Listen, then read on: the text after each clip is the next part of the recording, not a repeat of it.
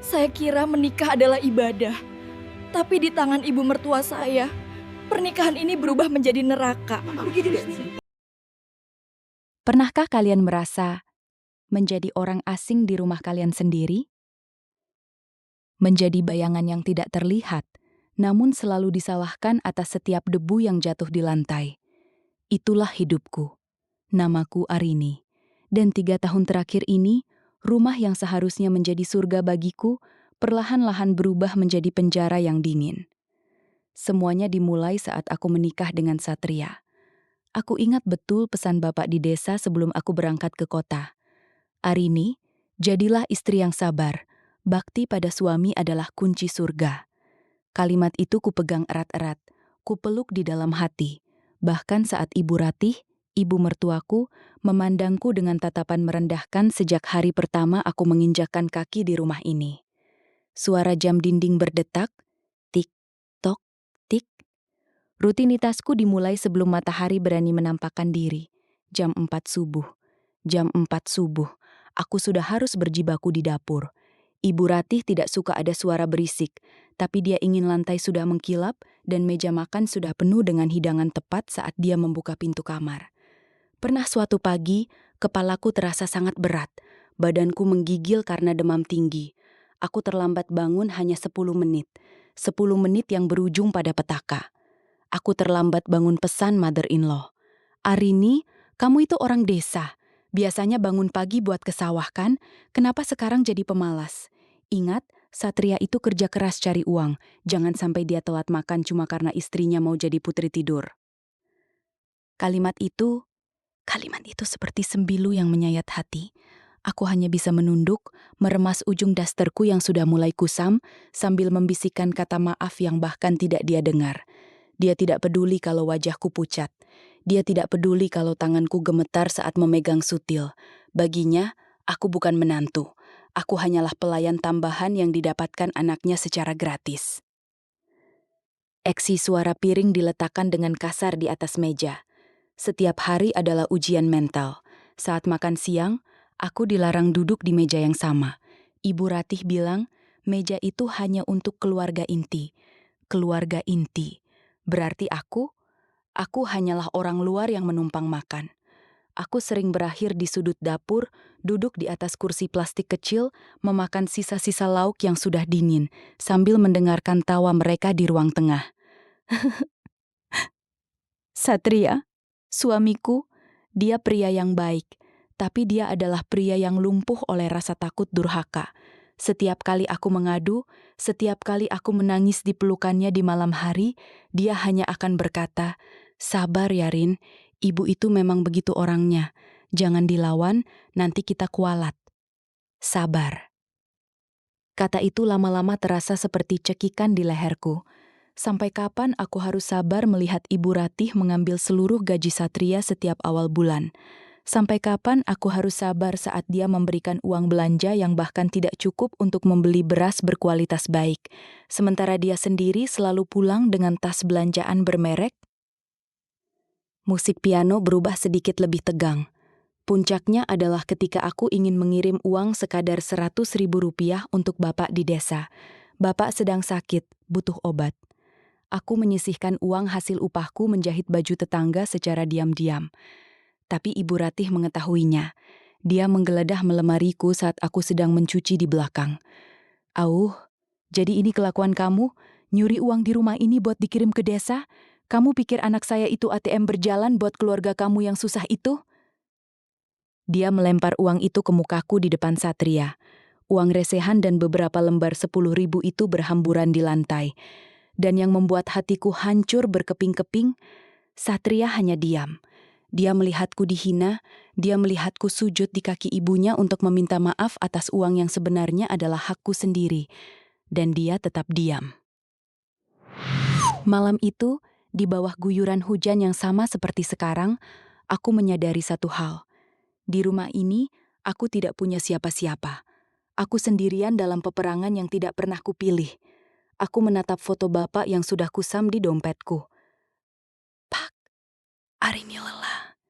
Tapi Arini ingat janji pada bapak untuk tetap sabar. Tapi aku tidak tahu bahwa di balik tembok ini, Ibu Ratih sedang merencanakan sesuatu yang lebih kejam. Sesuatu yang akan membuatku harus memilih, tetap menjadi istri yang sabar, atau pergi demi menyelamatkan sisa-sisa kewarasanku. Pernahkah kalian merasa roda nasib terus berputar, dan diamnya orang sabar bukan berarti dia tidak bisa terluka?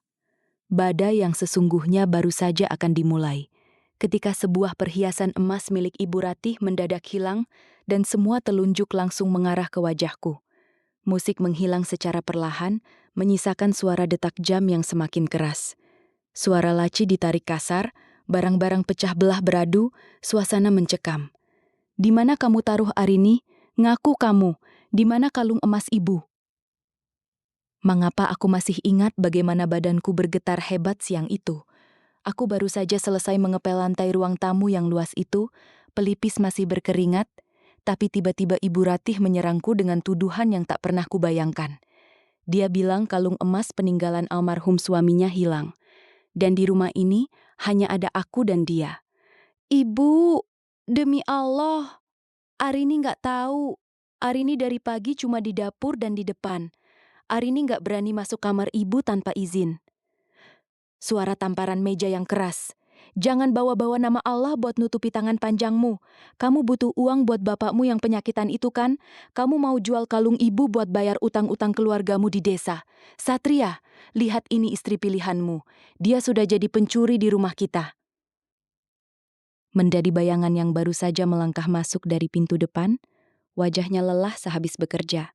Tapi pemandangan yang dia lihat adalah ibunya yang menangis histeris sambil menunjuk-nunjuk wajahku. Aku menghampirinya, memegang tangannya, berharap ada satu saja pembelaan. "Mas, bukan aku, Mas. Percayalah." Tapi Satria, dia hanya melepaskan pegangan tanganku dengan perlahan. Tatapannya kosong, tapi penuh kekecewaan. Dia tidak membentakku, tapi diamnya jauh lebih menyakitkan daripada 1000 makian. Dia lebih memilih memeluk ibunya yang sedang berakting hebat daripada menatap istrinya yang sedang dihancurkan harga dirinya. Sore itu juga ponsel satu-satunya yang kupunya direbut paksa oleh Ibu Ratih. Katanya, itu jaminan sampai kalungnya ketemu. Aku diputus dari dunia luar. Aku tidak bisa lagi mendengar suara bapak di telepon. Aku tidak bisa lagi mengadu pada siapapun. Aku benar-benar sendirian di dalam rumah yang sekarang terasa seperti liang lahat. Seminggu berlalu dalam keheningan yang menyiksa. Aku diperlakukan seperti tahanan. Tidak boleh keluar rumah, bahkan untuk sekadar ke warung depan. Makananku hanya nasi putih dan garam. Sementara di ruang tengah, aku sering mendengar Ibu Ratih berbisik pada Satria, menghasutnya untuk menceraikanku. "Cari istri yang sederajat, Satria. Jangan yang cuma tahu cara menguras hartamu." Suara langkah kaki yang terburu-buru, suara pintu depan diketuk keras, hingga tiba suatu siang, aku sedang berada di dapur, mencuci tumpukan baju kotor milik Ibu Ratih, yang sengaja dia kumpulkan selama 3 hari. Pak RT datang membawa sepucuk surat. Aku ingin berlari ke depan, tapi Ibu Ratih mencegatku. Dia menyuruhku masuk ke kamar mandi dan mengunci pintunya dari luar. Suara kunci pintu diputar. Di dalam kamar mandi yang sempit dan pengap itu, aku hanya bisa menangis sesenggukan. Dadaku sesak secara tiba-tiba. Jantungku berdegup tidak beraturan. Aku merasa ada sesuatu yang besar yang sedang terjadi di luar sana. Aku tidak tahu. Aku benar-benar tidak tahu bahwa surat yang dibawa Pak RT itu adalah kabar dari desa. Bapakku tersayang, orang tua satu-satunya yang kupunya, sudah berpulang ke rahmatullah 1 jam yang lalu. Suara guntur yang menggelegar, musik berubah menjadi gelap dan berat. Ibu Ratih menerima surat itu. Dia membacanya. Tapi tahukah kalian, apa yang dia lakukan? Dia tidak membukakan pintu kamar mandi untukku. Dia tidak memberitahuku bahwa bapak sudah tiada. Dia justru merobek surat itu menjadi potongan-potongan kecil dan membuangnya ke lubang sampah di belakang rumah. Biar saja dia nggak tahu. Kalau dia tahu, pasti dia minta uang pada Satria buat ongkos pulang. Merepotkan saja. 3 hari kemudian, Satria menemukan potongan surat itu saat dia sedang merapikan taman belakang. Dia memungut robekan kertas yang masih menyisakan nama bapakku di sana. Wajahnya pucat pasi. Dia berlari ke dalam rumah, menanyakan hal itu pada ibunya. Wajahnya suara barang pecah, keributan di ruang tengah. Aku yang masih terkurung di bagian belakang rumah hanya bisa mendengar suara teriakan Satria yang belum pernah kudengar sebelumnya. "Kenapa ibu setega ini? Ayah Arini sudah meninggal 3 hari yang lalu, Bu. Kenapa ibu nggak kasih tahu?"